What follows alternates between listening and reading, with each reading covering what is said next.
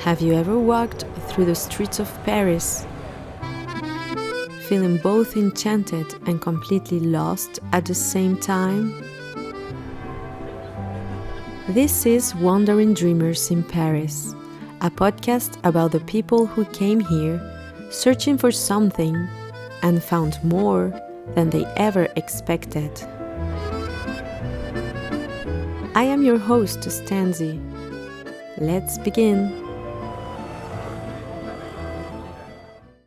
Today's guest has been dreaming of Paris since she was a child. After years of moving across countries and building a career in fashion and project management, she finally chose to stay and to make that dream come true. Hello, Vashti. Hello. Thank you for having me here at your place today. I'm so happy. So happy to see you too. I love having people over. I see you have a picture of everybody that comes into your apartment. Yes. On your wall. So when I was living in DC, I bought an apartment and I had a housewarming party. And my dad had bought me that Instax camera that you see everywhere. Polaroid. Yeah. And he bought it for me one Christmas and I never used it. But then I had this party and I thought, oh, I'm going to take a picture. It'll be fun. Everybody likes getting photo booth pictures taken at parties. And so the first 20, 30 pictures are all from one party. And then I put them on the wall and I thought, that looks really cool. And then I just kept doing it every time somebody came. So it's a 10-year-old project now. Wow. Can you present a little bit yourself? Sure. Well, I've been in Paris now for almost 5 years. It's been a long journey here.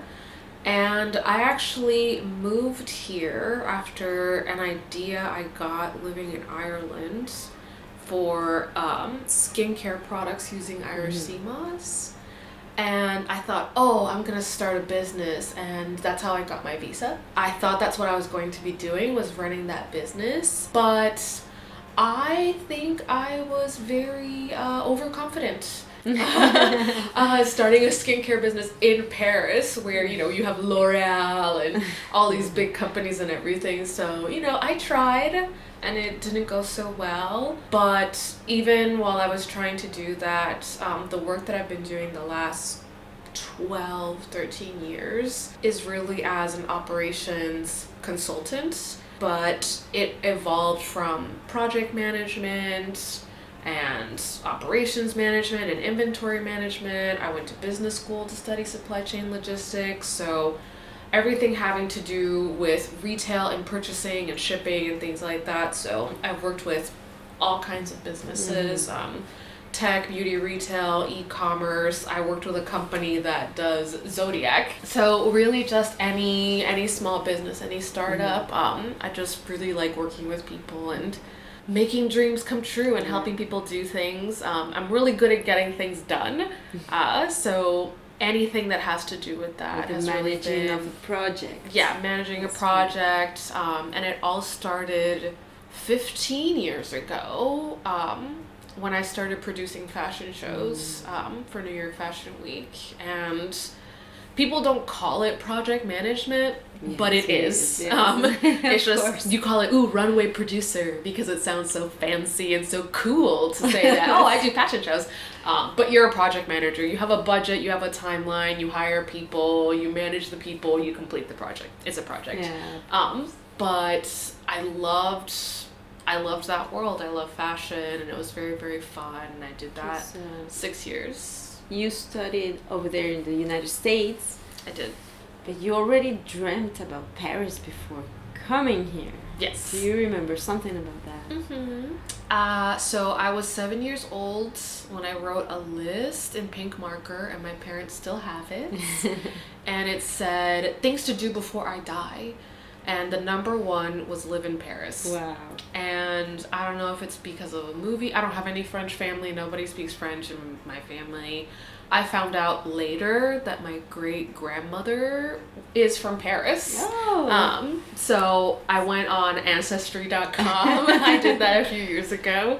And I found that out. And then I talked to my dad about it.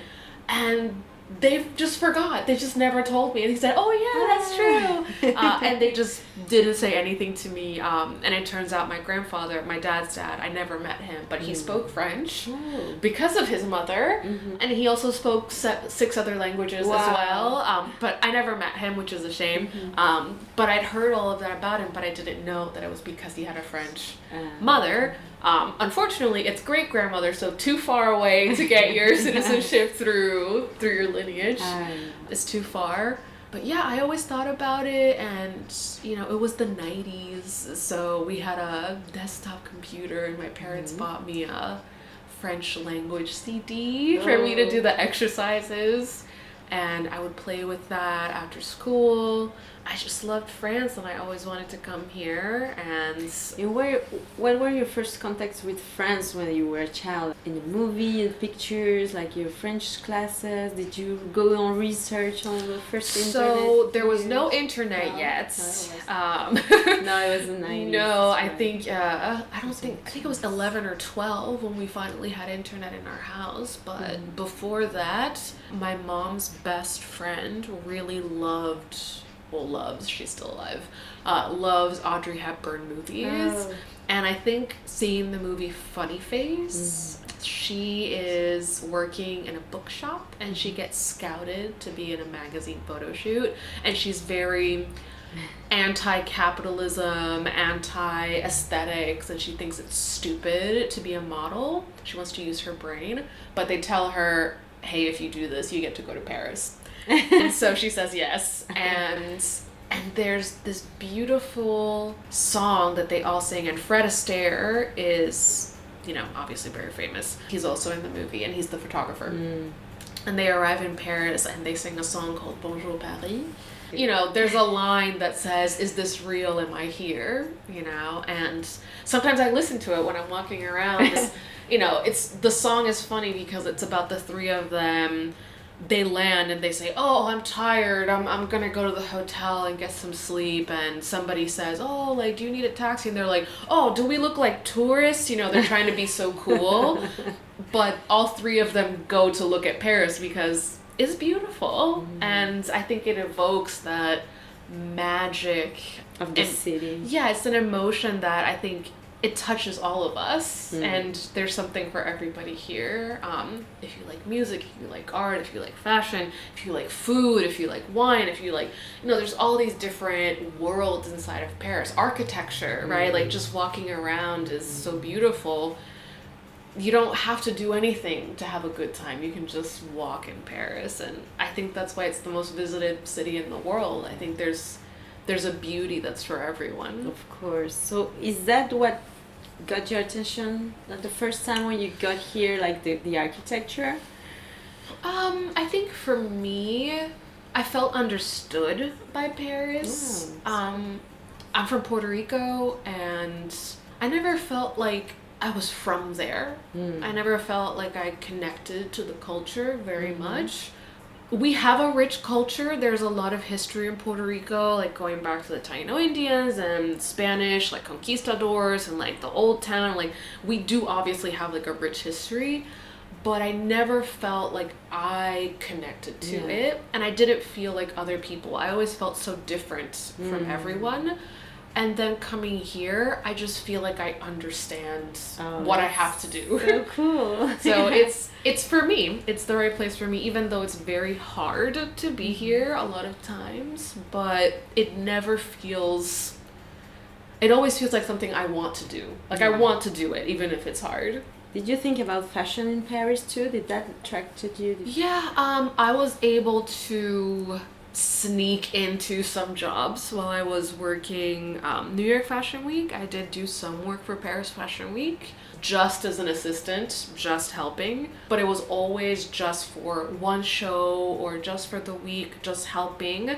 It was never a job, which is why I had to keep going back to the US. I was always trying to get a job, but as everybody knows, it's very hard to get sponsored for a work visa when there's lots of people that can do that job here.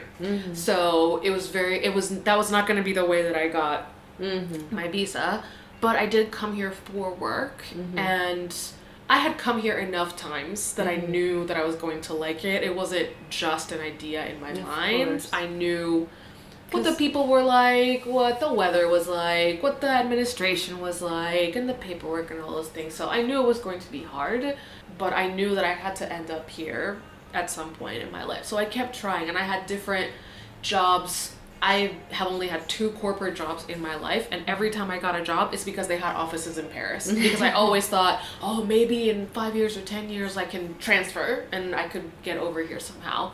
That was obviously, as I already said, not the way that I ended up getting my visa and moving over here.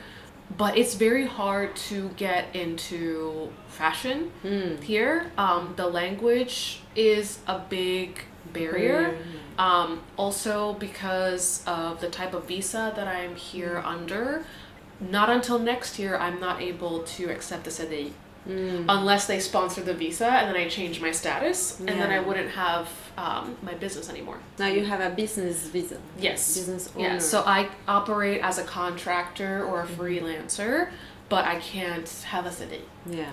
Which keeps you blocked from a lot of different jobs. Even though my French, I've already worked in a French office, I know that I can do it, I know that it's possible, and it was fine, but it was a contract, and it ended, and that was it. There, I think, are a lot of barriers here. I think my name has often been a barrier as well. Can you talk about something about that? Because you have this beautiful idea, Paris is glamorous, it's beautiful. You know you want to be here, and you are here, and you have done your best to be here. But it's still hard every day. And your name, that's so important. So, your name is you. Yeah.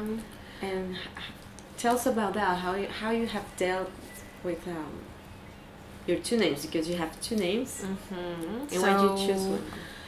So I love my name. It's always been hard. Even in the US, people would answer my emails thinking I was a man. Sometimes I would go to interviews and they thought they were getting a man. That's happened a few times. And then coming here, I think it's been very confusing for people. Again, the same thing happens, like they think I'm a man. But also I think there is an undercurrent of racism in France, and obviously there's a bit of anti-immigrant sentiment, and I think for me sometimes it comes in 2 ways. One, I think it's, I don't know what that is, it's not French, so I get excluded from things because of that. But then also people don't like Americans. And even though I'm from Puerto Rico, we are a territory of the United States, I have an American passport, I have a very American accent, and I think that there is some negative sentiment to that as well. And then on top of that, being a woman. So, lots of things in different fronts. But, I talked to my dad a lot about this. He's a black man that grew up in the 50s and the 60s. So he also had his own challenges with that as well. So we talk about this a lot, and he says, it doesn't matter where you live. This is a reality of life. If we lived in Japan, people would know I'm not Japanese, right? And it's, and that doesn't mean that people are bad or good. It's just we have these predispositions that come from the beginning of time, right? When we lived in tribes and we had to be afraid of other people because we didn't know what they were like. Course. Now we have the internet, and now we travel more than ever. So I think that now we have more opportunities to meet more people and see that honestly we're all the same. We all want a good life, we want to live with dignity, we want to take care of our family, we want to work, we want to live, like we want to do all the same things, but people are afraid of what they don't know. At the same time, Paris is a city where you can meet people from all around the world. Yeah.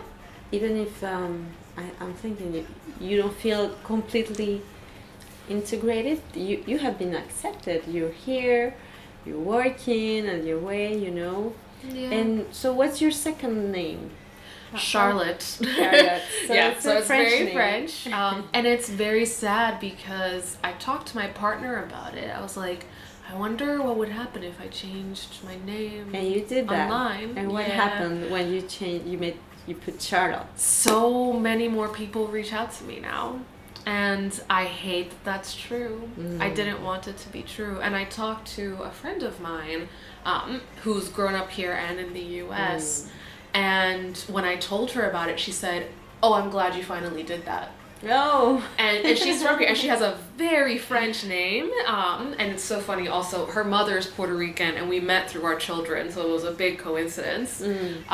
But she grew up here when she was a young girl, and then went to the United States and then came back. And she said to me, "Oh, I'm so glad you did that."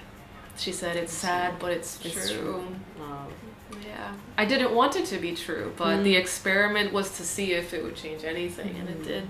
And now that you're working as a freelance here, how has this city changed you, the way you lead and create? France is interesting to me because in a lot of ways I feel like, and this is not a critique, I think it's a good thing, I think France is about 15 years behind.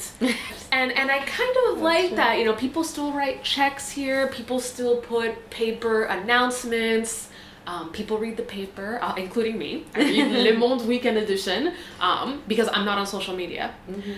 So I am a part of some groups and things, and I get emails about it. And I think that's how I saw about you and your podcast. But I just go out more. So I go to a lot of events, I meet up with people.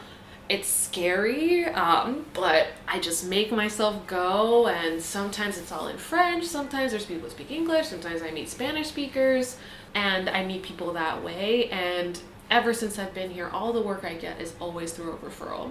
I have a website, and I announce myself, and all these other things, but it is really the way that's worked the best for me. From people to people. So when you were over there, you could do like everything online. Yeah, and absolutely. And here you have to go and meet people. Yeah, but it's kind of cool. I think I really like that. I think people are more connected here. I like that Paris feels like a small town. Yeah, and I always joke with my partner that it's like the Beauty and the Beast when the movie opens and everyone's saying bonjour, bonjour, bonjour, because when we drop off our daughter at school every day, I say bonjour at least 10 times to the principal, to the gardien, to the parents, to the, you know, the attendant at the boulangerie. Like, you know, there's all these people that you say hi to, and they know you, and you're part, you know, we have our homeless guy, and when I don't see him, I'm worried. I'm like, where is our homeless guy? I haven't seen him in 2 weeks. Because we say hello to him every single morning when we pass by with our daughter to go to school. So it's all these little things that really make you feel connected, and I love politesse. I love the idea of it. I love acknowledging people and looking at them and saying hello and saying goodbye, because we're people and we're here together, and there's a dignity. Yeah, I really, really like that. How about some hard moments? All of living in Paris is hard moments. And I tell my friends this, you know, because I have a lot of friends in the US that want to leave. And I tell them, don't come here. Because it's not easy. It's very, very hard. I saved a lot of money. I've been planning it for a long time. And it was still very hard, and it still took a long time, and it's expensive, and it's hard to get an apartment when you're not French, and you have to have a French bank account and a French phone number, and you can't get one without the other, and it's a catch-22, and it's this circle of, and then you get the EDF, and then this, and then getting your assurance maladie, and all the paperwork, and the names don't match, and you know, it's all these different things. So, you know, having your paperwork in order, I have a special folder with all my things. Yeah, my little dossier.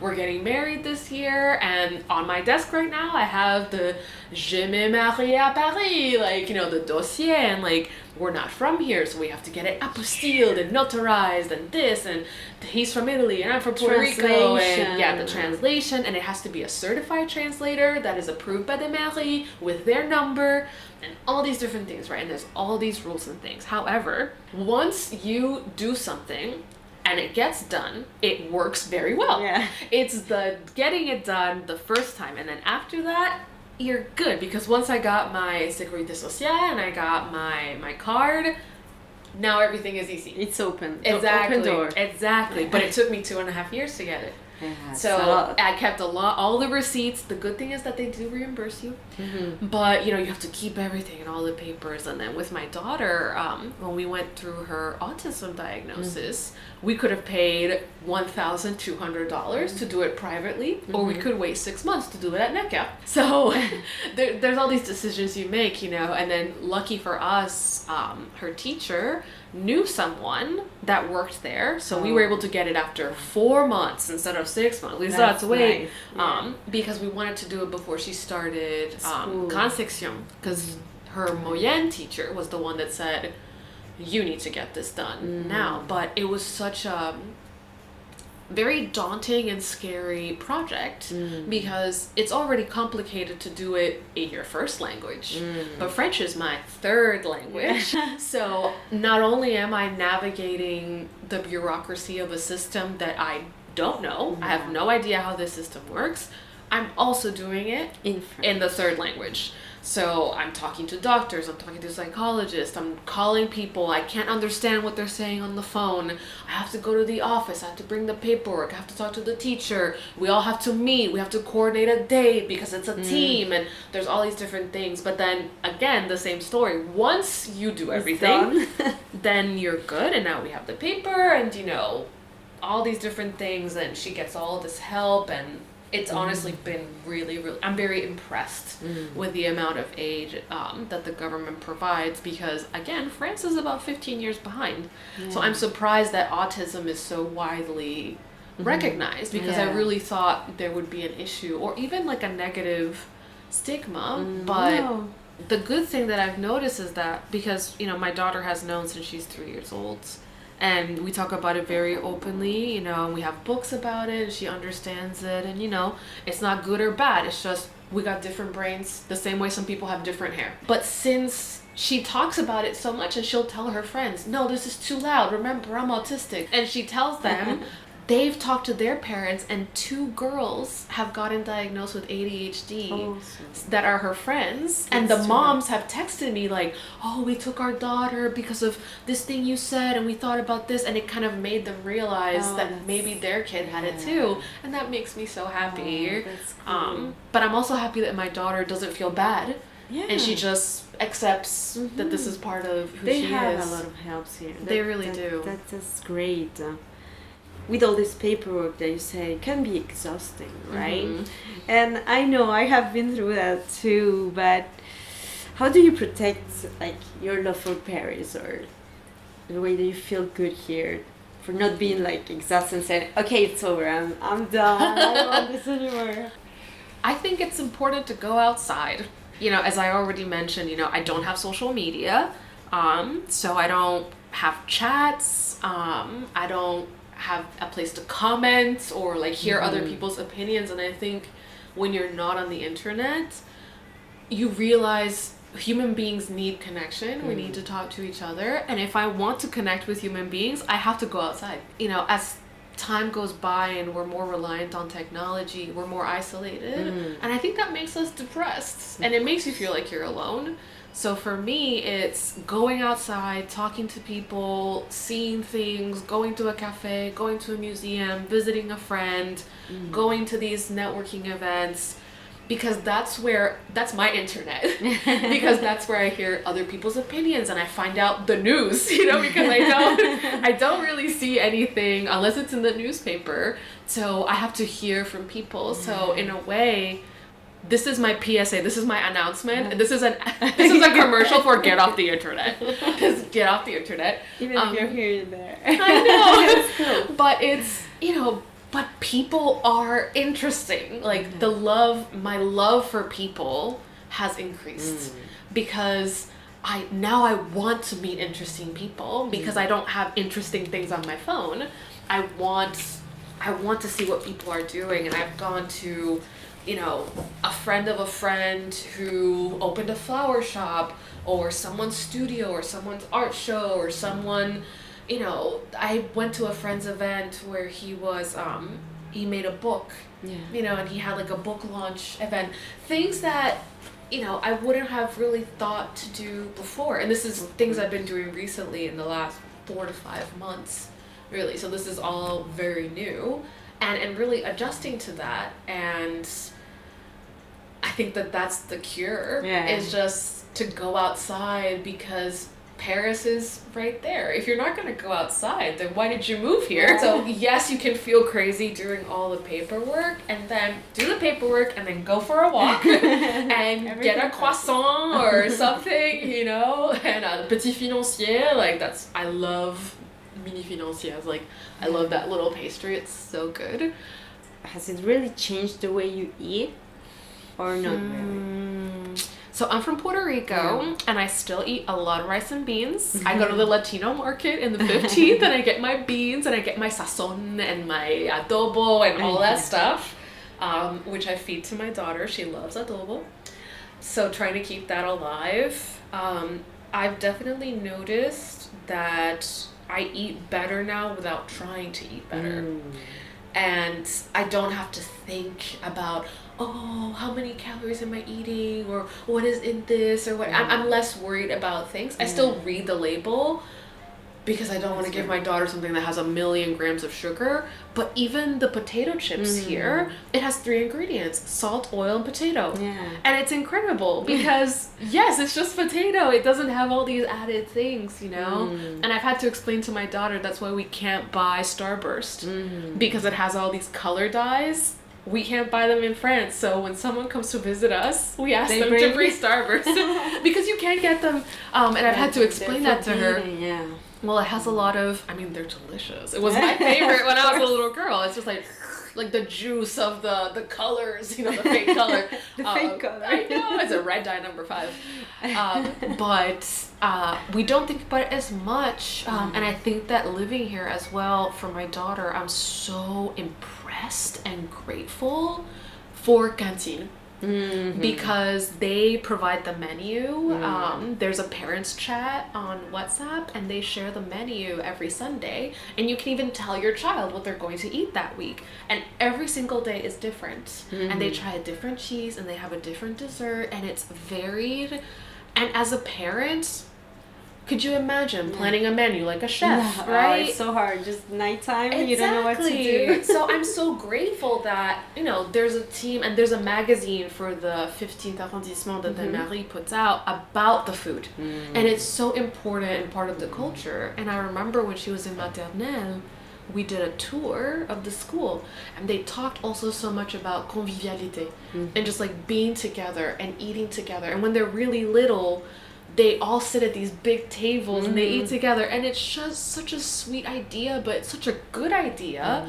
And they don't make them eat, but they have them try the different things, and that is such a service to us parents, because today they're having like lamb meatballs. Do you think I was going to I'm not doing that. And a different cheese every day, you know. It's the variety they provide for them. And then of course, you know, it's on a sliding scale. So the people that can't afford it don't pay, and even the richest family, I think they pay like $8 a day, which is still incredible, right, for the food that they're getting and the variety that they get. Absolutely worth it. So I think the culture of food is also really important. After all these years, because you've been through, I think, all the Paris roller coaster now, maybe even being a mother here. What does it feel like to you today? Is it really your home? Do you want to stay here forever? I'm going to die here with a cigarette and a glass of red wine in my hands.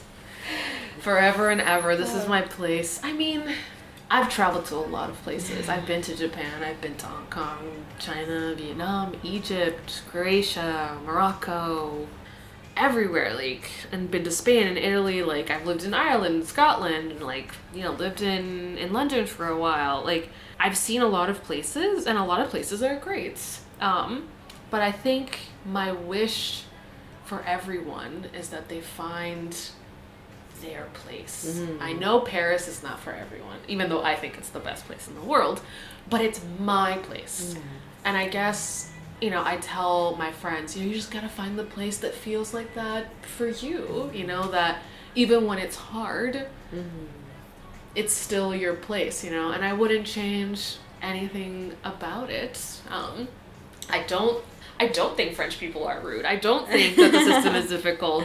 In Puerto Rico, things take forever. You know, it's, you know, people talk about the administration and bureaucracy here, and I think it's faster than Puerto Rico. And it's, some things are better and some things are worse, but no place is perfect. Exactly. Yeah. And, you know, if you want something to be good, you can always try to make it better. My daughter really cares about picking up trash. So, like, on the weekend, we have, like, these little grabbers and we go pick up trash. And I love that because it's like, you know, it's important. you're a citizen, you know, and this is my home, you know, and I want it to be nice and I care about it. I also just hate when people throw trash on the floor. It's so awful. Like, don't do that. But it's things like that that I think, you know, it doesn't matter where you live. I think, you know, when like a realtor is trying to sell you a fixer-upper house, you know, they tell you the house has good bones. You could make it better. That's how I feel about where you live, right? You can make it better. Yeah. Right? It takes a little bit sometimes, but I'm sure it's very hard. It's harder for some people than it is for others. It can be hard for me, but I want to be here. Is it the language barrier? I take lessons. Thank you, Marie of Paris, because they offer like courses to adults, and you know it's very affordable. And when I moved here, I took a course that was for parents, and it taught you how the educational system worked here. So it was for parents of children in French schools, and that was free. So I feel like the government really supports people learning French. French is a hard language. Yeah. So I'm like a B2 on my best day. I can definitely have conversations with people just fine. I can't go to college, I don't think, but it's getting better, but I practice every day. Yeah. And I have a child in French school and I have to do homework with her. So it helps you too. I learn a lot. We're doing conjugation now. Me and the imparfait are not friends. And do you feel really like your dream come true? Oh yeah. Really? I think it's funny. I tell my partner I've lost all of my ambition because I don't want anything. I don't want anything else. I'm so happy. Every day I think, yes, you know, I did it. You know, I'm really here and I really did it. What part of yourself you think has grown the most here? I think my attitude about work has changed because growing up in Puerto Rico, which is part of the United States, and then going to college in the United States and going to graduate school in the United States and working in the United States, there's the hustle culture and working and multitasking and a side hustle and this and save for retirement and you should be on social media and like monetize this and all of that. Like you can't even have a hobby. Everything has to be about like making money and just like work. And I think that the attitude about work in France has touched me. And now I will defend it to the death. This is the right way. We need breaks. We need vacances. Like you have to take 2 hours for lunch. You know, I respect that and I see the value in that. But I think it's also taught me to be slow and not always in a rush. And it's hard to change that. But also, for example, here, you can't even go to the post office until 10 a.m. You have to wait. You have to wait. It's, you know, and when I worked in an office here, I was the first one in the office at 9:15, 9:30. People come in at 10, 10:30, relaxed. And I just thought, okay, yeah, what? Let me match the rhythm, you know. I need to match with the people here, you know. I live here now. And yeah, I just slowed down. I take it easy. I'm not in a rush. I used to always want to be just on time, like perfectly 10 o'clock. And it's okay if it's 5 minutes. It's okay. You know, c'est pas grave. You know, je suis pas pressée. You know, everything's calm. You know, and I like that. And I think I look younger now than I did when I moved. Because I think I've just lowered my base stress level. And I've just learned to be calmer and just Wait. Just It's open, it's not open. Oh, they're eating. then then have a coffee. Yeah. Go to the cafe, have a little coffee, have a little sit, read the paper, talk you to come someone, back. and then come back. It's okay. Well, that's awesome to hear from you, because it's really, in the United States, way faster. It's way faster. Sometimes on French people, I hear they're tired because it goes too fast, but they couldn't even be in the United States for a day. Like, it's 24/7, everything's always open. Oh, human beings are not supposed to live they like have that. two jobs and everything, and We're not supposed to live that very way. hard. I don't think human beings are meant to be like that. And that's, I think, I'm not a doctor, but, thinking about, like, people getting sick, right? Like, being stressed will make you sick. Of course. And not resting and not taking a break. Like, your mind needs rest, especially if you work in a creative field. You can't force artistry or creativity. That's not something that can be manipulated like a machine. Of course. And people are expected to work like machines in a lot of places, not just the United States. Yeah. That's not normal. We're not a machine. It's a person. And I think that France, I think a lot of people will critique it, but I think that France has the right idea, because your health starts with your mind, and it also, the stress will affect your body, and you'll get sick. And also, people take the time eating. Like, we know eating fast is not good for you. We know that, moving around and running around after eating is also not good for you. We know that you need sleep. We know that you need time to think. And French people don't say that, but they're doing it in the way that they live. And I think in the end, it's good for you. I think it makes for happier people. I think it makes for better work. And I think that it also creates time for relationships, which keep people from getting depressed. Like, I don't know what the numbers are, but I'm sure there's less depressed people in France than in the United States. Probably, yes. Like, not taking medication and things and like not that. being sick, also. Not that it's okay Some if you have to take like medication, obviously. Like, there's different cases, but, in terms of, like, general satisfaction with life, I feel like people here are probably happier. Have you started a new hobby here? Do you have time for hobbies now? I always have time for a hobby. You can probably see, like, so I painted that. Some of those over here are mine. Some are my daughter's. Did you have that hobby before? I've always painted, but I've been doing it a lot more the last year. I love flowers, always have. I've been reading more, and just a lot more painting and sketching, and then of course studying French. Because I try to practice a verb, because passé composé is my nemesis. It's tough, so I'm trying to memorize. I think sometimes you just have to memorize them. There's no choice. And then of course, spending time with my daughter, like, when she's on vacation, we go to castles. She really likes castles, and there's so many. You can take the RER, and just 45 minutes and you're in a different castle, so that's very cool. So we do that too. And I love to run. Paris is a great place to go running. You really have, like, everything, like the work, the dream, the family. And is there something you would like to say? My big advice is always, you are the captain of the ship of your life. We think, like, I can't do this, or I'm gonna do it. Just do it. Just launch yourself into it, because what's the worst that could happen? Maybe I never got to move here. Right? Like, that's a possibility. Sometimes you're not going to get what you want. And there's tons of things in my life that I've started and I've tried, like my skincare, but it failed, but you learn some things, and now that's not it. And now you can take one thing off the list. You're like, this is not the thing. That's how you learn. And what are you going to do? Never try anything. Then you're going to be filled with regrets. You'll regret more of the things that you didn't do, but you're in charge. And I say this so much to people, and it's like, I feel like people really need to hear that. It's just, you're in charge. You're the captain. Just your life. Just do it. And it's so hard to do some things. Maybe quitting your job you hate, or leaving a bad relationship. There's all these things that are going to be hard.